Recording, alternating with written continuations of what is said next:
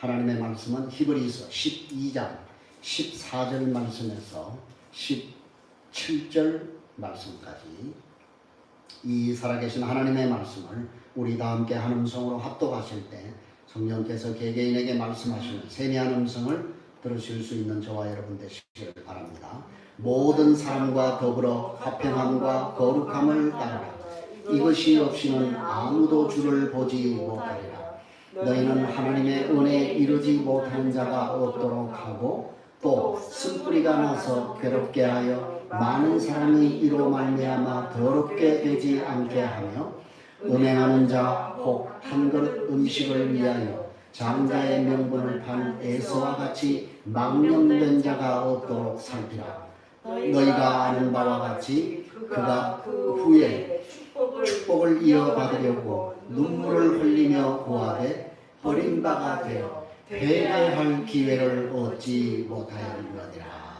아멘.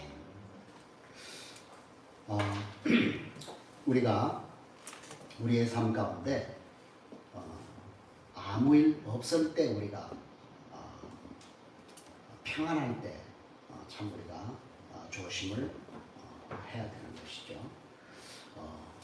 우리 집사님의 기도처럼 우리가 섰다고 생각할 때 그때가 위험하고 건강도 마찬가지인 것 같아요. 나는 건강하다 자신할 때 그때가 건강에 우리가 조심해야 될 그런 필요가 있지 않나 생각이 듭니다. 뿐만 아니라 우리의 일상의 삶 가운데서도 또 일이 잘 될 때 우리는 자만하지 않고 겸손해야 되는 것이죠. 그래서 우리는 어떤 의미에서 보면 항상 그 영적인 긴장의 고삐를 느슨하게 풀어서는 안 되고 영적 긴장의 고삐를 더욱더 죄어야 된다고 하는 겁니다. 그러나 한 가지 참 우리에게 우리가 어떤 의미에서 우리의 신앙이 언제 가장 활짝 꽃이 피는가 그것을 우리가 좀 생각해 보면 우리가 뭐 일이 잘 풀리고 잘 되고 뭐 건강하고 그럴 때는 우리의 믿음과 신앙이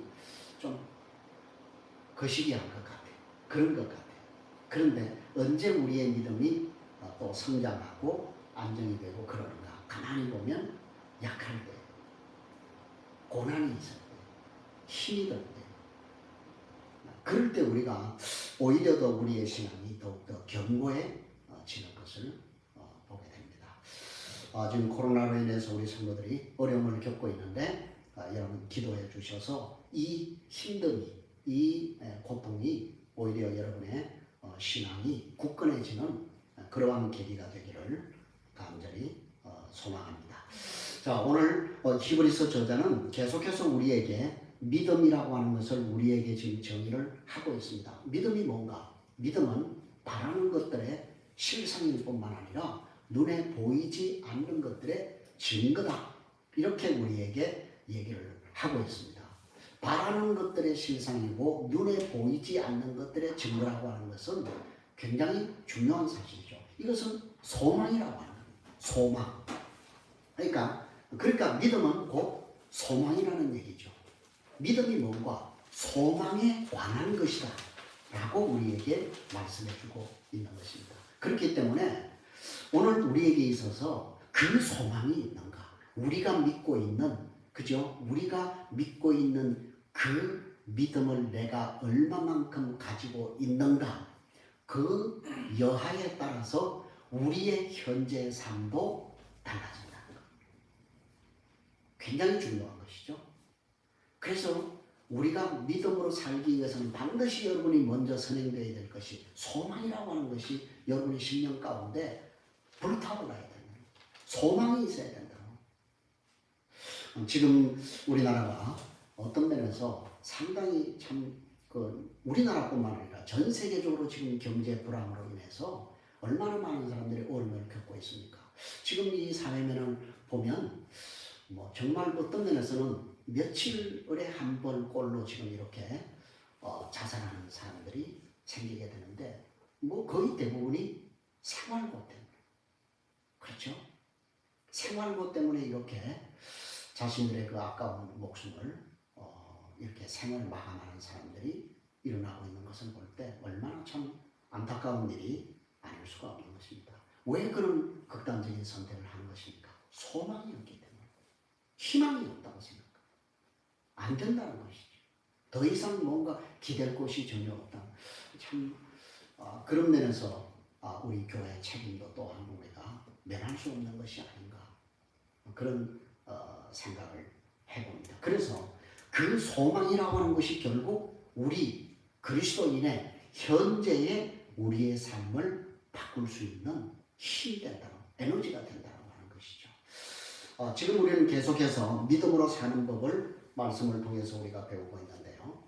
그래서 나의 의인은, 나의 의인이라고 우리가 뭐 의롭게 사는 뭐 그 얘기가 아니고, 그죠? 나의 의인이라고 하는 것은 예수 그리스도의 보혈의 피의 능력으로 의롭게 된 사람을 얘기하는, 지칭하는 것이죠. 그래서 그렇게 예수 그리스도의 보혈의 피의 능력으로 의롭게 된 하나님의 사람은 믿음으로 산다는 것. 예. 자, 그래서 이 믿음으로 산다는 것이 그러면은 도대체 우리가 말만 그렇게 많이 하고 있지만은 구체적으로 우리가 믿음으로 우리가 산다라고 하는 것이 무엇인가를 지금 히브리서 12장에서 이 저자가 우리에게 계속해서 조언을 하고 있는 것입니다. 믿음으로 사는 것은 이런 것이야. 이렇게 사는 것이 바로 믿음으로 사는 것이야. 그래서 우리가 믿음으로 살기 위해서는 버려야 될 것이 있고 취해야 될 것이 있고 이런 것을 계속해서 우리가 실제적인 면을 우리에게 말씀을 하고 있는 것입니다. 그래서 우리가 지금까지 보았던 것이 뭡니까? 우리가 그렇게 실제적으로 믿음으로 사는 삶을 살기 위해서 우리가 버려야 할 것이 있다. 그죠? 그것을 우리에게 말하지 않았습니까? 그게 뭡니까? 그게 뭡니까? 무거운 거. 우리를 무겁게 하는 거. 그죠? 그 다음에요. 우리를 얽매이게 하는 죄. 우리를 무겁게 하고 우리를 얽매이게 딱 몸에 딱 달라붙어가지고 습관처럼 그렇게 달라붙어가지고 도저히 이걸 떼내려고 해도 아주 이건 막 그냥 잘 떼어지지 않는 마치 진드기와 같은 죄가 있다라고 하는 거. 그것을 우리의 몸에서 떼어서 버려야 된다는 거예요. 그것을 죽여야 된다는 거예요. 그래야 믿음으로 살 수 있다는 거예요. 그런 것들이 선행돼 버리는 것이 선행되지 않고는 결코 우리가 믿음으로 사는 삶은 요원할 수밖에 없다는 사실을 우리에게 보여주고 있는 것입니다. 이렇게 무거운 짐과 얽매이게 하는 죄만 버리는 것으로 끝나는 것이 아니라 그것을 계속해서 우리가 유지하기 위해서는 인내해야 된다. 인내. 그죠? 참 이게 안 돼. 그죠? 한 번은 우리가 얽매이는 거, 뭐 무겁게 하는 거, 이거 우리 내려놓을 수 있잖아요. 떼낼 수 있잖아요. 근데요, 이게 아주 막 찰거머리 같아가지고 계속해서 우리를 무겁게 하고 찰거머리처럼 우리에게 달라붙는다고 말해요. 그걸 인내하면서 계속해서 우리가 그것을 믿음으로 살기 위해서 그것을 버리고 그렇게 하는 작업은 결코 녹록하지 않다는 사실을 우리에게 보여주고 있는 것입니다. 그러나 우리가 그 일을 하지 않고는 결코 우리가 이 히브리서 11장에 기록되어 있는 믿음의 영웅의 반면에 결코 우리가 설 수 없다고 그렇게 우리에게 말씀을 하고 있는 것입니다. 그래서 계속해서 지금 우리에게 우리가 이러한 그 믿음의 삶을 영위하기 위해서는 이제 이 히브리서 저자는 우리에게 너희가 바라보고 생각해야 할 일이 있다라고 말하지 않았습니까? 그 바라보는 것이 뭘 바라봐야 된다는 겁니까? 예수 그리스도를 바라봐야 된다. 예수 그리스도를. 자, 이것은 굉장히 중요하죠. 우리가 이 베드로가 풍랑이는 바닷가에서 예수님께서 오라고 했을 때 예수님만 바라보고 걸었을 때는 그가 최초로 무리를 걷는 그런 놀라운 하나님의 기적을 경험할 수 있었지만은 풍랑이 이는 그 바다를 바라보았을 때 예수님을 바라보았던 그 시선에서 벗어나서 풍랑이는 바다를 바라보았을 때 빠져들어갔다. 빠졌다고 얘기했어요. 그러니까 결국 우리가 이 풍랑 이는 이 세파를 우리가 이 세상에서 이기기 위해서는 주님을 바라보시면 그 풍랑을 바라보면 우리는 반드시 패할 수밖에 없다. 질 수밖에 없다. 그러나 그 풍랑을 바라보지 않고 그 고난의 세파를 바라보지 않고 주님을 바라보고 주님을 의지하고 주님을 생각할 때 우리는 넉넉하게 그 풍랑이는 바다를 이길 수 있다라고 하는 겁니다. 그렇기 때문에 오늘 우리의 시선, 우리가 부르는 그 찬양 가사에도 있는 것처럼 내 시선이 지금 어디에 있는가? 이것은 굉장히 중요한 것입니다. 내 시선이 지금 세상을 향하고 있는가? 아니면 그리스도를 바라보고 있는가? 말씀을 향해서 바라보고 있느냐에 따라서 우리의 삶이 극명하게 차이를 보일 수 있다는 사실을 보여주고 있는 것입니다. 그리고 이 저자는 우리에게 예수님을 바라볼 뿐만 아니라 그 예수님을 깊이 생각해야 된다라고 얘기를 하는 것입니다. 그 예수님을 생각할 때 우리는 우리의 고난을 위해서, 우리의 죄를 위해서, 우리의 허물과 죄를 대신하기 위해서 고난을 받으신 그 예수를 깊이 우리가 생각할 때 우리는 우리 앞에 놓여 있는 그 아주 작은 고난, 시련, 역경, 환난 이겨낼 수 있다는 거예요. 그 예수를 깊이 생각하는 것, 그것이 굉장히 오늘 우리에게 중요하다고 하는 것입니다. 그리고 우리에게 잊지 말라고 당부를 하죠. 우리의 의지를 들여서 우리의 연약한 무릎과 연약해진 무릎과 피곤한 손을 일으켜 세우라고 강하게 우리에게 도전을 하고 있는 것입니다. 그래서 오늘 계속해서 우리가 이 믿음의 영웅으로 살아내기 위해서 우리가 추구해야 할 삶의 방식을 우리가 또 좀 더 살펴보도록 하겠습니다. 먼저 우리 본문 14절 말씀을 다시 한번 보시면 여기 말씀을 보면 뭘 따르라고 얘기를 합니다. 그죠? 두 가지를 따르라고 얘기합니다. 그게 뭐죠? 화평과 거룩함을 따르라 이렇게 얘기합니다. 여기 따르라고 하는 것은 힘써 추구하라는 얘기죠. 다른 말로는 우리가 그리스도인이라고 한다면 그리스도인으로서는 반드시 노력해서 성취해야 할, 우리가 갖추어야 할 그러한 성품이라고 하는 말입니다. 자, 그러면 여러분 이거 굉장히 중요합니다. 여기 화평과 거룩은 이것은 그냥 선택 과목이 아닌가 이렇게 생각할 수 있습니다만 그것은 선택 과목이 아니라고 해요. 이것은 필수 과목이라고 합니다. 왜요? 우리가 화평과 거룩함을 갖추지 못하면 어떻게 된다고요? 주님을 못 보고 주님을 대면할 수 없대요. 여러분 이보다 더 강한 어떠한 의조의 말이 어디 있겠습니까? 그죠? 자, 그러니까 이것을 갖추지 못하면 주를 보지 못한다라고 하는 이 말씀에서 우리는 이 노력과 이 추구가 얼마나 그리스도인에게 있어서 중요한가를 다시 한번 우리에게 보여주고 있는 것입니다. 여러분, 우리가 그리스도인이 되었다라고 하는 것은 결국 뭘 얘기하는 것입니까? 내가 뭘 추구하는 것인가? 이거예요. 내가 예수쟁이가 되었다라고 얘기하며 예수를 믿는다고 하나님을 믿는다라고 얘기하면서도 내가 추구하는 것이 방향이 어디 있느냐? 이것이 너무 중요한 거예요. 왜냐하면 그리스도인이 되었다고 하면서 내가 추구하는 그 방향, 가치, 거기에 따라서 우리 그리스도인의 삶이 현저하게 달라진다는 거예요. 그리고 교회 안에 있는 불신자들이 의외로 많이 있다. 교회 안에 불신자. 예수를 믿는 것처럼 교회는 왔다 갔다 하는데도 불구하고 도대체 저 사람이 도대체 하나님을 믿는다고 얘기하면서 뭘 추구하고 살아가는가 의구심이 드는 사람들이 얼마나 많이 있는지 알 수가 없는 것입니다. 그래서 오늘 우리가 정말 믿음의 영웅으로 믿음으로 사는 삶을 우리가 살기 위해서는 반드시 이건 필수적으로 우리가 갖추어야 할 성품이 바로 화평과 거룩함이라고 합니다. 그러면 우리가 이 두 가지를 좀 한 가지씩 살펴보도록 하겠습니다. 첫째는 화평을 추구해야 된다 이렇게 얘기를 했습니다. 화평을 추구하는 이 일은 우리가 성경에 너무 많이 언급되어 있기 때문에 우리가 달리 우리가 뭐 설명을 안 해도 잘 알지 않습니까? 화평, 다른 말로 뭡니까? 평화, 평안, 이게 다 같은 말이죠.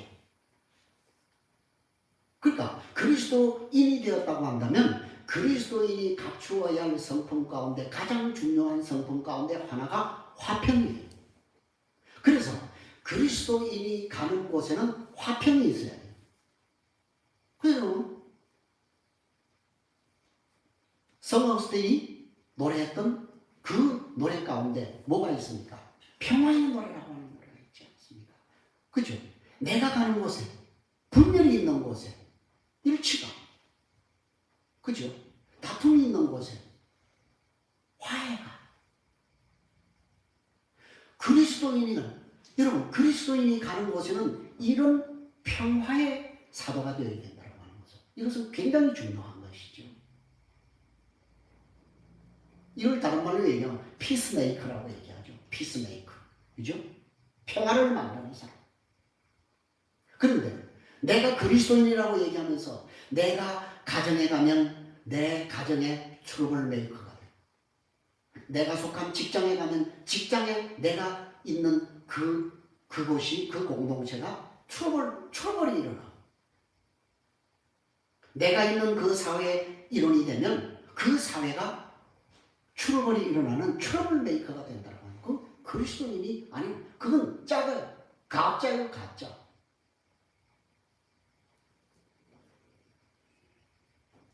여러분, 우리 그리스도인은 내가 그리스도인이 된 것으로 인해서 내가 가족 공동체에 들어가면 그 가족이 평화가 이루어져요. 화목이 이루어져요. 화평이 이루어져요. 평안이 이루어져요. 내가 그 교회 공동체에 들어갔을 때 그 교회가 평안해요. 화목이 이루어져요.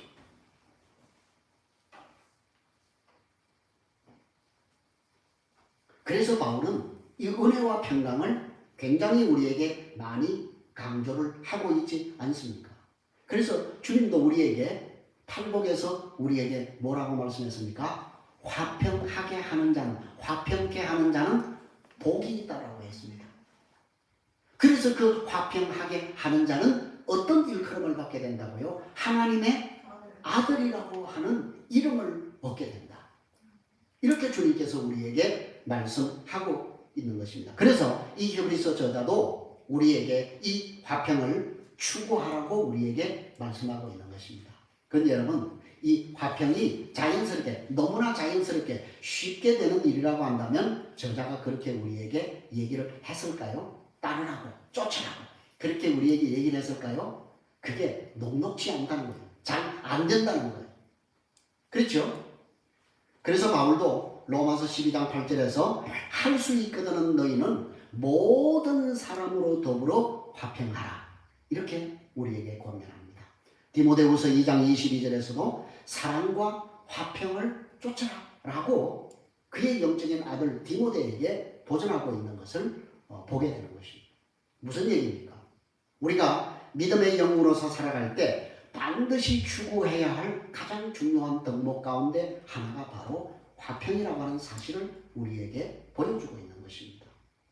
사랑하는 여러분, 주님은 우리에게 이 세상은 우리에게 절대로 줄 수도 없고 알 수도 없는 평안을 우리에게 선물로 주시기 위해서 이 땅에 오셨어요. 그런 분이 그 평안을 가지고 이 땅에 오셔서 우리에게 평화, 화평, 평안을 우리에게 선물로 주시면서 가시면서 우리에게 뭐라고 말씀하고 있습니까? 내가 너희에게 준 그 평안을 가지고 너희가 모든 사람으로 더불어 화평을 도모하라고 우리에게 말씀하고 있는 것입니다. 많은 사람들이 자기가 좋아하는 사람하고만 화평하다고 말해요. 평안하다고 말해요. 그 딱 내 눈에 싫다. 그러면 저 사람하고는 완전히 그냥 막 아주 적대적으로.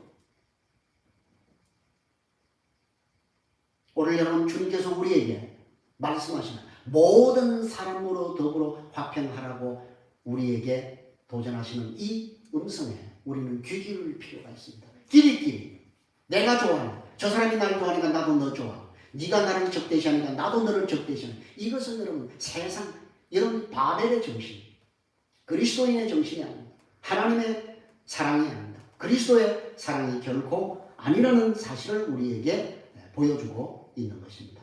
그러니까 여러분 내가 그리스도인이라고 얘기하는데 대인관계가 안 좋아. 교회 다닌다고 하는 사람이 뭔 놈의 대인관계가 그렇게 이게 문제가 있는 것입니다. 그리스도인이라고 얘기하는데 대인관계가 안 좋다. 이건 그리스도인에게 어울리는 말이 아니란 말이에요. 그리스도인이라고 얘기하면서 편협한 성격을 가지고 있다? 굉장히 문제가 아닐 수가 없는 것입니다.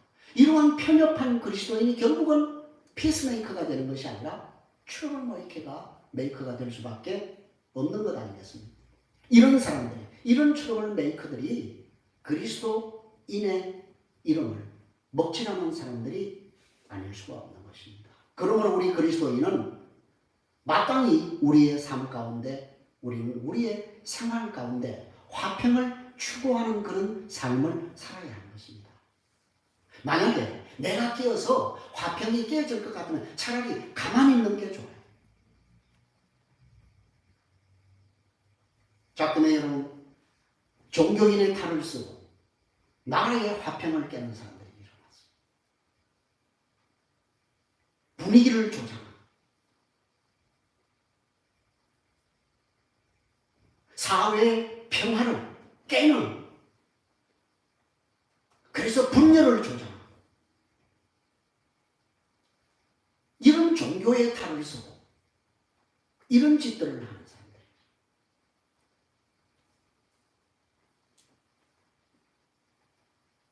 근데 여러분, 사실 이 화평은요, 평화는 어디서부터 출발해야 되냐면 우리의 내면 세계에서부터 먼저 이 화평이 출발이 돼야 된다고 하는 겁니다.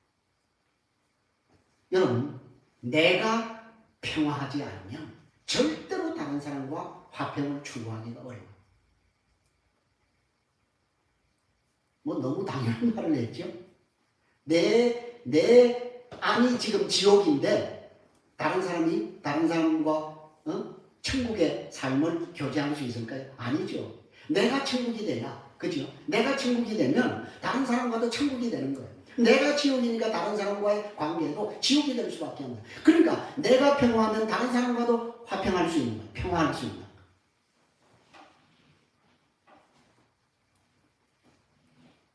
그러므로 여러분, 우리 그리스도인에게는 먼저 내 안에 은혜가 있고 주님의 진정한 샬롬이 있어야 모든 사람과 화평할 수 있는 것입니다. 그러나 여러분 기억하십시오. 이것은 선택이 아니에요.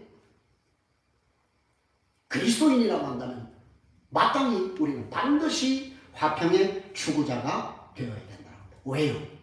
이것이 없이는 주님을 못 보니까. 여러분의 심령 가운데 화평이 없다면 주님은 나는 너를 모른다고 하신다는 거예요. 나는 너와 대화할 수 없다라고 그렇게 말씀하신다고 하는 겁니다. 그러므로 우리는 이 말씀을 기억하면서 우리의 삶 가운데 피스메이커로 하나님 앞에 세워지는 저와 여러분이 되시기를 간절히 축복합니다. 그 다음에 우리가 두 번째 추구해야 될 것이 무엇입니까? 거룩이에요. 거룩함. 자, 여러분, 야고보 장로가 야고보 4장 4절에서 우리에게 이렇게 말씀합니다. 가늠한 여인들아, 세상과 벗된 것이 하나님과 원수됨을 알지 못하느냐? 그런즉 누구든지 세상과 벗이 되고자 하는 자는 스스로 하나님과 원수가 되는 것이라. 이렇게 얘기합니다. 여러분, 거룩이라고 하는 것은 구별됨의 속성이죠. 좀 다른 말로 얘기하면 여러분, 우리가 복음을 포기하는 것이 화평이 아니라고 하는 거예요. 다시 말해서 우리가 거룩으로서의 추구가 없는 화평은 진정한 화평이 아니라는 거예요. 자, 그러면 여러분, 화평이 먼저일까요? 거룩이 먼저일까요? 거룩이 먼저라고 하는 거예요. 거룩한 사람에게서 뭐가 나온다는 거예요? 화평이 나온다는 거예요. 그 거룩함이 없으면 화평을 절대로 이룰 수가 없다는 사실을 우리에게 보여주고 있는 것입니다. 만약에 여러분 거룩으로의 추구가 없는 화평은 그건 진정한 화평이 아니라 타협이에요. 변질이에요. 아이고 그냥 좋은 게 좋은 거지. 그런 얘기 많이 하지 않습니까? 우리 그리스도인에게는 좋은 것이 좋다는 그런 생각은 불경한 생각. 그리스도인으로서 갖추어야 할 생각이 아닙니다. 그것은 오히려 거룩을 방해하는 생각이라고 하는 사실을 기억하시고 물리치셔야 돼요. 뭘 좋은 게 좋아요? 안 돼요. 아닌 건 아니고 긴 건 긴 거예요. 제가 그걸 잘 못해서 좀 다르긴 한데 우리 사모님 참 그런 게 아주 끊고 맺는 게 너무 분명해가지고 그렇습니다. 아니면 이것이 하나님 앞에서 거룩한 그러한 것이 아니면 그냥 칼같이 잘라야 되는 것이죠. 여러분 하나님께서 이스라엘 백성들을 출애굽시키면서 이스라엘 백성들에게 뭘 경고를 합니까? 너희는 절대로 너희가 나왔던 그 애굽의 풍속, 그 다음에 너희가 들어간 약속의 땅 가나안 땅에서 그들의 풍속을 따르지 말라. 쫓지 말라. 이렇게 얘기합니다. 뭘 얘기하는 것입니까? 여기서 얘기하는 애국과 가나안은 뭘 상징하는 것입니까? 세상을 상징하는 것입니다. 세상 정신을 상징하는 것입니다. 그러니까 다른 말로는 네가 그리스도인이 되었느냐? 선택받은 하나님의 선민이 되었느냐? 그렇다 하면 너는 마땅히 뭘 사랑하지 말라는 거예요? 세상을 사랑하지 말라는 거예요. 이 세대를 본받지 말라는 거예요. 그게 거룩이에요.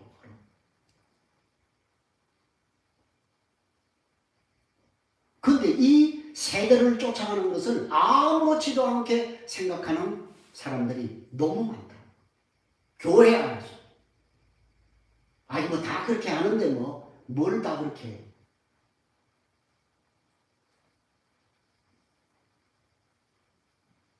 그러니까 여러분 이 화평과 거룩은 믿음의 영으로 믿음으로 살아가는 길에 있어서 너무나도 중요한 덕목이라고 하는 것. 물론 여러분 이것만이 우리 그리스도인이 갖추어야 할 성품이 아닙니다. 이것 이외에도 우리 그리스도인이 갖추어야 할 덕목이나 성품이 많이 있지 않습니까? 그죠? 사랑도 있고 온유도 있고 인내도 있고 절제도 있고 충성도 있고 양선도 있고 많은 그러한 성품들이 있지 않습니까? 그죠? 자, 그 가운데 왜 히브리서 저자는 화평과 거룩을 중요한 덕목으로 꼽았을까요? 너무 중요하기 때문에 그런 거예요. 그래서 이 거룩과 화평은 동전의 양면과 같다. 우리가 거룩해야 화평해질 수 있다. 화평한 사람은 거룩한 삶을 영위할 수 있다는 사실을 우리에게 보여주고 있는 것입니다. 결국 여러분 우리가 이 거룩과 화평을 추구하는 저와 여러분이 되셔서 이 마지막 시대에 주님 앞에 영웅의 반열에 들어서는 저와 여러분이 되시기를 주님의 이름으로 간절히 부탁드립니다. 자, 이렇게 우리가 믿음의 사람으로 살아가기 위해서 이제 추구하고 우리가 따라야 될 것을 살폈다고 한다면 지금부터는 우리가 두려워할 것이 무엇인가?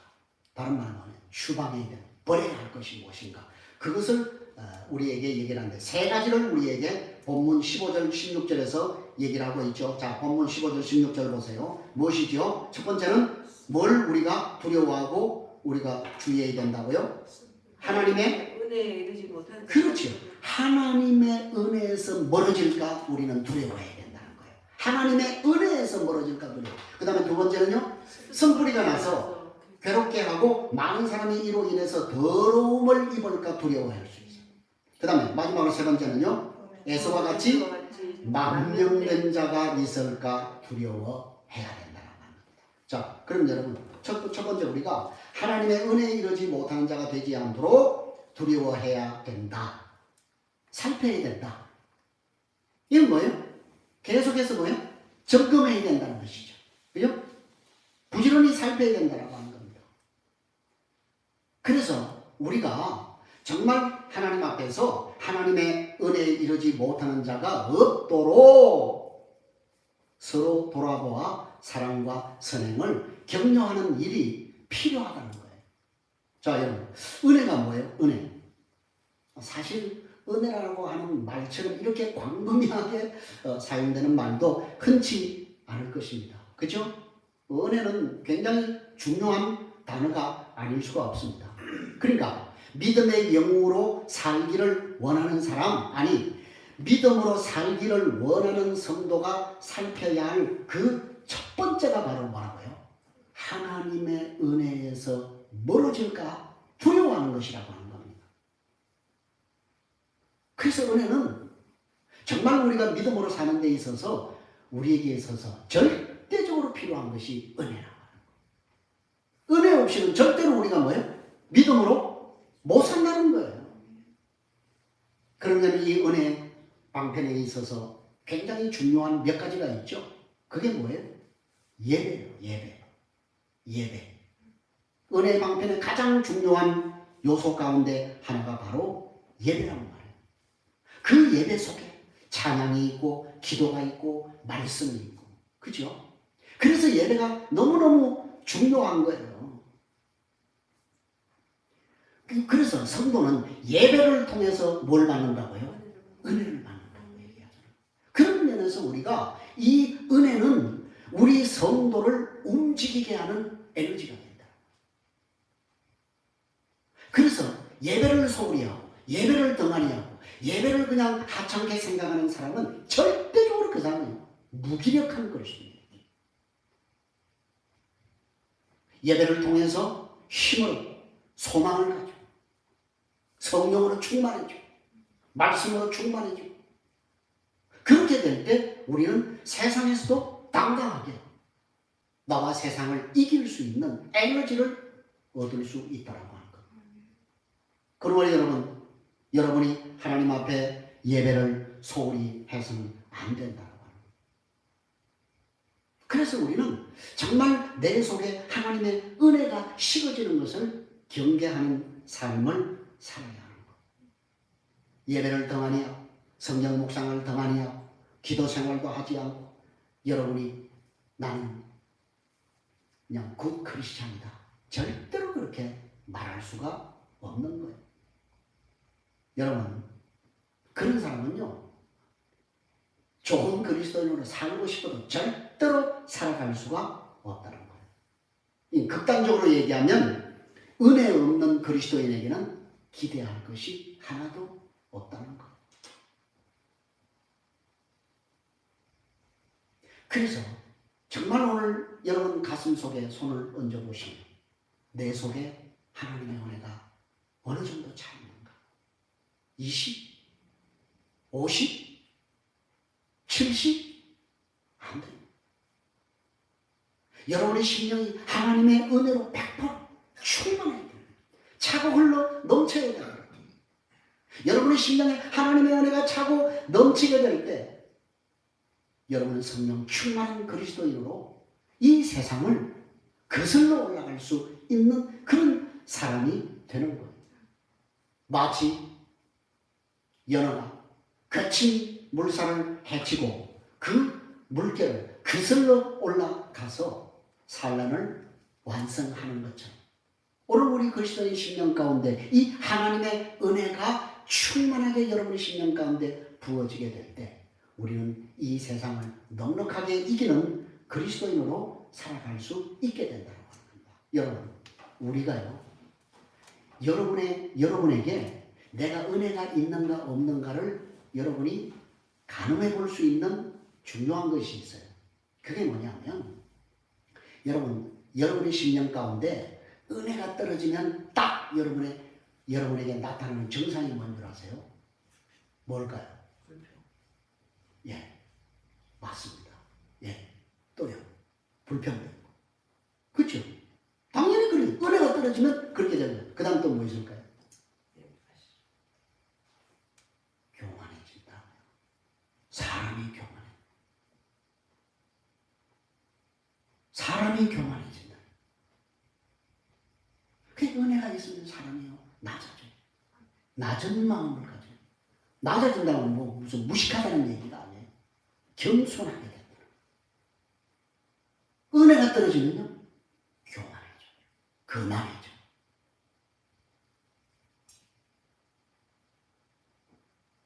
그럼 우리 여러분, 우리는 은혜 없어요. 그렇죠? 좀 이따 우리 찬양 드리겠습니다만 그렇죠. 은혜 아니면 살 수 없다.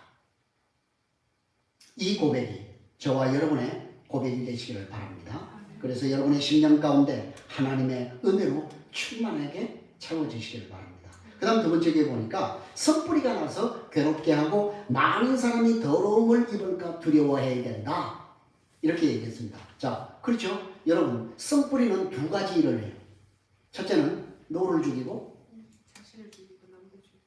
그렇죠? 내 자신을 죽여요. 그 다음에요, 다른 사람들도 죽여요. 그래서 이게 굉장히 아주 참 이 우리가 추방하고 두려워하고 경계해야 될 그러한 쓴뿌리가 아닐 수가 없습니다.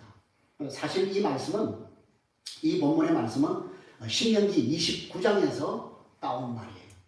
그 신명기 29장 말씀에 보면 어떤 악심을 품은 우상숭배에 빠진 한 사람이 결국은 그 우상숭배에 빠진 그 한 사람으로 인하여서 이스라엘 공동체 전체에 악영향을 미쳤다. 어려움을 빠뜨리겠다. 이건 굉장히 여러분 우리에게 있어서 중요한 것이죠. 여러분 우리 그리스도인의 우리의 마음 가운데에서 우리가 하나님의 은혜가 사라지기 시작하면 그때부터 삭트기 시작하는 것이 아까 사모님이 얘기했던 것처럼 그게 씀뿌리인데 그 씀뿌리 속에 있는 게 뭘까요? 원망이에요. 불평이에요. 불만이에요. 비난.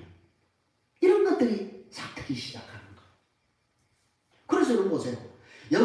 여러분의 심령이 하나님의 은혜가 사라지고 씀뿌리가 여러분의 심령 가운데 생겨나게 되면 먼저 그 씀뿌리로 인해서 우리 자신을 괴롭힌단 말이에요. 우리 자신을 어떻게 괴롭히는가?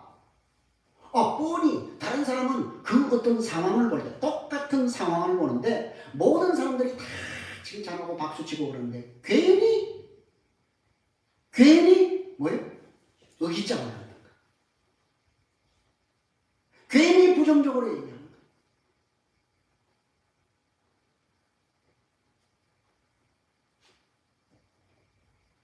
그러니까 다른 사람들은 다 그것을 믿음의 눈으로 바라보는데 그 사람만 인간적인 산술적으로 그렇게 바라봅니다. 이게 여러분 우리의 심령 가운데 하나님의 은혜가 떨어져서 우리의 심령 가운데 썩뿌리가 생겨나게 될 때 우리 자신 속에서부터 이런 부정적인 것들은 우리의 심령에 쌓이기 시작하게 된다고 하는 겁니다. 여러분, 우리가 여러분의 심령 가운데 썩뿌리가 생겨나게 되면 그때부터는요 말씀을 들어도 절대로 은혜를 받지 못한다. 그래서 오늘 저도 제가 그런 면에서 가만히 우리 교회에서 이제 그 나갈 때 그 상황들을 가만히 보면 많은 사람들이 그 심령 가운데 씀뿌리가 심겨지게 돼요. 그러니까 아무리 말씀을 들어도 은혜를 못 받는 거예요. 그래서 자신을 괴롭히는 거예요. 그래서 이렇게 괴롭히다가 나중에 어떻게 된다고요? 다른 사람에게까지 뭐예요? 전염을 시킨다. 그래서 공동체가 파괴되고 무너지게 되고 병들게 되고 그렇게 되는 거예요. 이 쓴뿌리. 그러고 보세요. 아니 그렇게 여러분의 심령 가운데 쓴뿌리가 생기게 되면 말씀을 들어도 은혜를 받지 못하고요. 말씀 가지고 날 치네? 이렇게 돼요. 비난하게 돼요.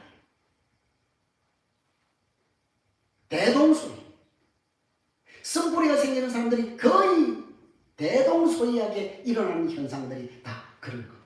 그러면서 비방을 하기 시작하고 안 좋은 소리를 하기 시작하고 이렇게 되는 거예요. 그러면서 정작 어떻게 생각한다고요? 나는 나 자신은 전혀 문제가 없고 누구가 문제가 있다? 상대가 문제가 있다. 이게 썸뿌리의 아주 중요한 증상이에요. 오늘 여러분의 심령 가운데 여러분 제가 지금 여러분에게 얘기했던 몇 가지의 어떤 증상들을 얘기했는데 그 증상이 있으면 여러분의 심령 가운데 썸뿌리가 있다는 증상이라고 하는 사실을 기억하시고 회개하셔야 돼요. 돌이키셔야 돼요. 여러분 썸뿌리는 첫 번째 자기를 죽여요. 그리고 나아가서 그 썸뿌리가 공동체를 파괴한다. 그래서 결국 그 사람의 행동이 결국 보세요. 그런 시간이 길어지면 길어질수록 입에서는 좋은 얘기가 나오는 것이 아니라 불평, 불만이 나오고 비난이 나오고 절망이 나오고 여러분 이런 것들은 우리가 이 우리의 심령 가운데 있는 이 심령은요 굉장히 어떤 면에 있어서 우리가 조심해야 될 것이 좋은 것은 보세요. 아이들한테 이렇게 부모가 욕을 가르칩니까? 안 가르치잖아요. 부모는 늘 좋은 말을 가르치고 좋은 성품을 가르치고 좋은 행동을 가르치고 그렇게 하잖아요.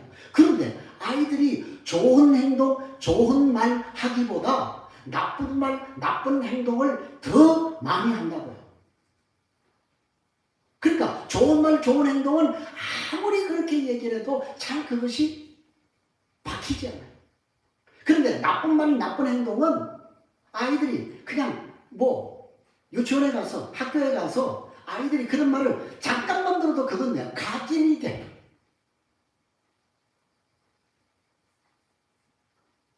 그래서 결국 정말 어떤 면에서 가족과 같이 화기애애해야 할 그러한 공동체의 분위기를 어떻게 만듭니까? 분위기를 아주 싸게 만들어. 대립적으로 만들어. 살벌한 분위기로 바꿔놓는 것이죠. 그래서 결국은 뭐가 깨지는 거예요? 신뢰.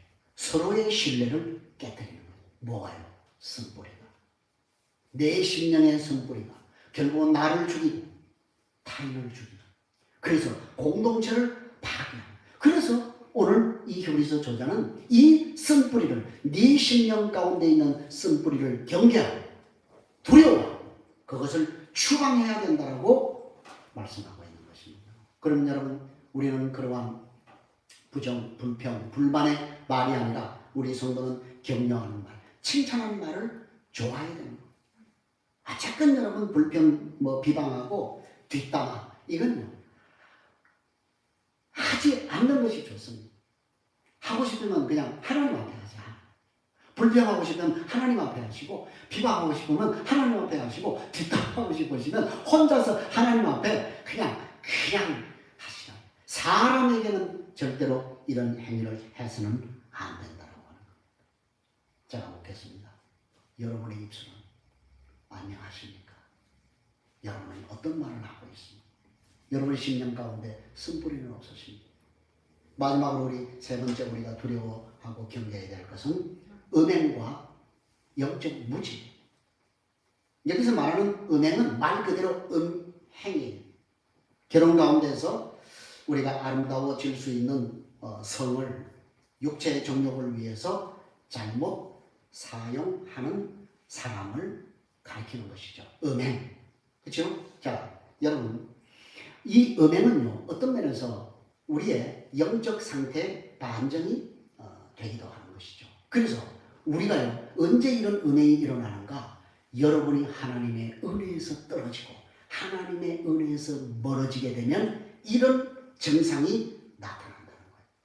왜? 그럴 수밖에 없죠. 여러분이 하나님의 은혜로 충만하면 여러분이 하나님의 은혜 안에서 하나님의 뜻대로 살려고 몸부림치는데 하나님의 은혜에서 떨어지고 하나님의 은혜에서 멀어지니까 뭐에 관심을 갖게 된다고요? 세상의 정욕에 마음을 뺏길 수. 이런 음행이 일어날 수밖에 없는. 그래서 헛된 정욕을 가지고 나의 이 허전한 내 마음을 달래려고 하는 거예요. 그래서 음행이 일어나는 거예요. 근데 여러분, 여기 오늘 이 히브리서 저자는 이 음행을 우리에게 무슨 그림을 가지고 설명하고 있습니까? 에서의 그림을 가지고 우리에게 설명을 하고 있단 말이에요. 그죠? 자, 여러분, 에서의 문제가 뭐였어요? 에서는 장자의 명분을 그죠? 장자의 명분을 그가 받았잖아요. 그죠? 근데 그 장자의 명분을 당장 지금 자기가 뭐 하다고? 배가 고프다고 해서 뭐 한 그릇에 팔아버렸다고요? 죽 한 그릇에. 팥죽 한 그릇에 자기의 장자의 명분을 팔았다니까요. 이걸 우리는 뭐예요? 이게 영적 무지라고 말해요. 영적 무지.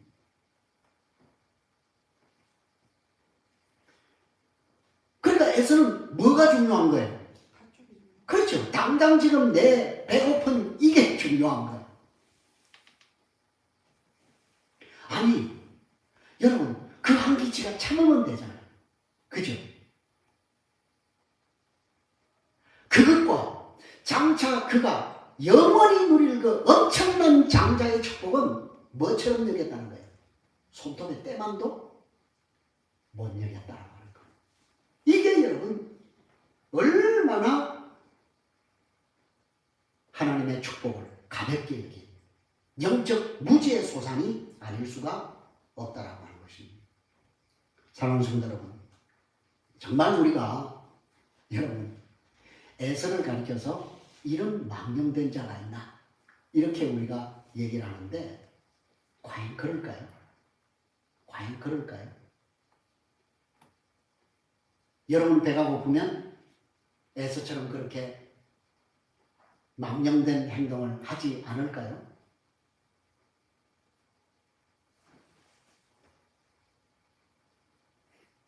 물론 우리는 이 에서의 행동이 잘못되었다고 그렇게 우리는 너무 잘 알고 있습니다.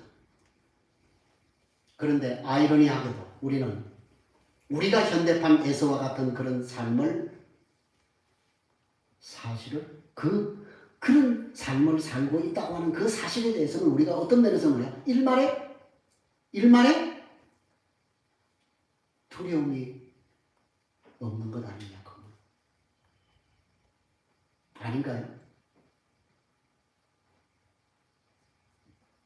여러분, 우리가 그리스도의 십자가와 그 구원의 복음을 뭐하고 바꿔 먹습니까? 나의 분주함. 내 한번 잘 살아보겠다고 하는 내 개인의 욕망에 그리스도의 십자가와 그 구원의 복음을 팔아버리는 우리는 아닙니까? 우리는 에서가 망령되다고 말하면서 우리가 너무 쉽게 팥죽 한 그릇과 은혜를 바꾸고 있다는 사실을 망각하고 있다는 것입니다. 이 점을 기억하라는 것입니다. 마지막으로 17절을 보겠습니다. 17절 다 같이. 너희가 아는 바와 같이 그가 그 후에 축복을 이어받으려고 눈물을 흘리며 구하되 버림을 받아 되어 회개할 기회를 얻지 못했다. 기회가 지나갔다는 거예요. 회개할 기회를 얻지 못했다는 거예요. 그래서 결국 뭐예요? 그는 평생을 회환의 눈물로 보내야 했다는 사실을 우리에게 보여주고 있는 것입니다. 여러분, 사랑하는 성도 여러분, 우리 성도가 살펴야 할 이 세 가지는 생명과 같이 우리가 주님이 나를 부르시는 그날까지 지켜야 할 우리 그리스도인의 자양분과 같은 그런 것이 아닐 수가 없는 것입니다. 사랑하는 성도 여러분, 코로나로 인해서 우리가 몸과 마음도 지치고 힘든 상황에서 저는 오늘 이 말씀이 여러분을 새롭게 하는 힘과 능력이 되기를 간절히 소원합니다. 기도하겠습니다.